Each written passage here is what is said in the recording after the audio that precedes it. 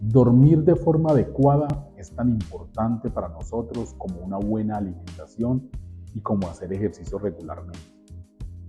Tener problemas durante el sueño, no tener un sueño reparador, es gravísimo. Aquellas personas que roncan fuerte y aparte de eso, durante el día se encuentran cansados, fatigados y se duermen, incluso como decimos, cuidando un tigre, pueden tener una enfermedad muy grave que se llama apnea del sueño.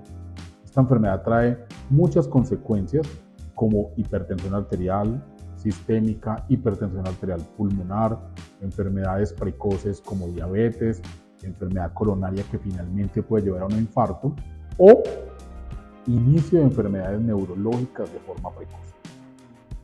Para descartar este tipo de enfermedades se requiere un estudio que se llama polisomnografía nocturna. Este tipo de estudios se realiza en el Centro Médico Respirar.